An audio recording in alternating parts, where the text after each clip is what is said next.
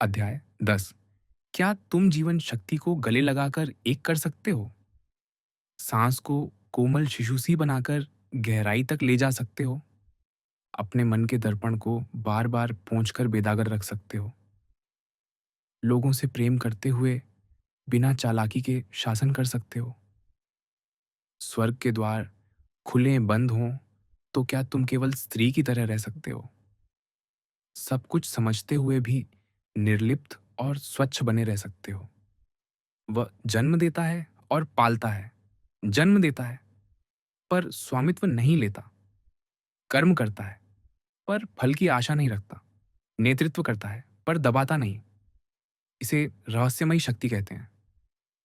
प्रिय आत्मन, अब हम उस गोद में आ गए हैं जहां लाओ से सारी असंभव बातें एक साथ पूछते हैं। ये प्रश्न नहीं, ये प्रेमी के आमंत्रण हैं। वे तुम्हें देखकर मुस्कुराते हैं और धीरे से कहते हैं, क्या तुम इतना कोमल, इतना निष्पाप, इतना खाली हो सकते हो कि सारी सृष्टि तुम्हारे भीतर खेल सके? पहला प्रश्न है, क्या तुम जीवन शक्ति को गले लगाकर एक कर सकते हो? जीवन शक्ति यानी वह प्राण जो तुम्हारे भीतर अब भी धड़क रहा है। हम उसे अलग अलग नाम देते हैं, आत्मा, चेतना, प्राण, पर वह एक ही है। लाओ से पूछते हैं, क्या तुम उसे इतने कोमल हो सकते हो कि उसे जोर से न पकड़ो, केवल गले लगा लो, जैसे माँ नवजात को गले लगाती है, बिना दबाए, बिना डराए? और क्या तुम उसे इतना एक कर सकते हो कि तुम्हार विचार, हर भावना, हर इच्छा में वही प्राण बहता महसूस हो? जब तुम क्रोध में भी उसे देख सको, प्रेम में भी, नींद में भी, जागरण में भी, जब तुम्हारे भीतर कोई मैं और प्राण के बीच दीवार न रहे। यही योग है, यही सच्ची एकता है। दूसरा प्रश्न, सांस को कोमल शिशु सी बनाकर गहराई तक ले जा सकते हो? शिशु की सांस देखो, वह पेट से आती है, हल्की, लयबद्ध, बिना शोर की। हम बड़े होकर सांस को छाती में कैद कर लेते हैं, छोटी, उथली, डरी हुई। लाउत से कहते हैं, वापस बच्चे बनो। सांस को इतना कोमल कर दो कि वह तुम्हारे पैर की उंगलियों तक जाए, तुम्हारे सिर के रोम तक जाए। जब सांस शिशु सी हो जाएगी तो तुम्हारा शरीर भी शिशु समान हो जाएगा।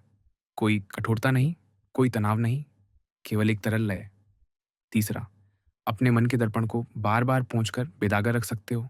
हमारा मन दर्पण है, हर विचार, हर इच्छा, हर पुरानी याद उस पर धूल की परत चढ़ाती है। हम उस धूल को सोना समझकर चिपकाए रखते हैं। संत हर पल दर्पण को पोंछता है।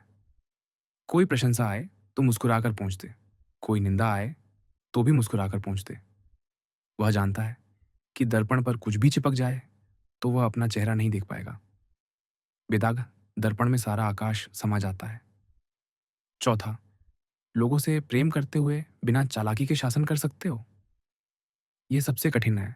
हम प्रेम करते हैं तो स्वामित्व चाहते हैं, नियंत्रण चाहते हैं। लाउत से कहते हैं, प्रेम करो पर चालाकी मत करो। बच्चों को पालो पर उनके पंख मत काटो। लोगों को मार्ग दिखाओ पर उनकी मर्जी पर छोड़ दो। यही बिना शासन का शासन है, यही माँ का शासन है। वह कभी नहीं कहती, ऐसा करो। वह बस इतना प्रेम देती है कि बच्चा अपने आप सही रास्ता चुन लेता है। पांचवां, स्वर्ग के द्वार खुले बंद हों तो केवल स्त्री की तरह रह सकते हो। स्वर्ग का द्वार यानी जीवन मृत्यु का द्वार, सृजन का द्वार, प्रेम का द्वार। जब वह खुलता है तो हम पुरुष बनकर जोर लगाते हैं, जब बंद होता है तो रोते हैं। लाओत से कहते हैं, बस स्त्री बनकर रहो, ग्रहण करो, संभालो, खाली हो जाओ, फिर भर जाओ। स्त्री कभी जोर नहीं लगाती, वह केवल खुली रहती है और उसी खुलने में सारी सृष्टि जन्म लेती है। छठा, सब कुछ समझते हुए भी निर्लिप्त और स्वच्छ बने रह सकते हो? ज्ञान बड़ा खतरनाक होता है, वह अहंकार बन जाता है। संत सब कुछ जानता है पर वह कभी नहीं कहता, मैं जानता हूं। वह हमेशा शिशु बना रहता है। उसकी आंखों में आश्चर्य रहता है। वह फूल को देखकर भी वैसे ही मुस्कुराता है जैसे पहली बार देख रहा हो। और अंत में लाउत से सारी बात एक वाक्य में समेट देते हैं। वह जन्म देता है और पालता है पर स्वामित्व नहीं लेता, कर्म करता है पर फल की आशा नहीं रखता, नेतृत्व करता है पर दबाता नहीं। इसे रहस्यमयी शक्ति कहते हैं।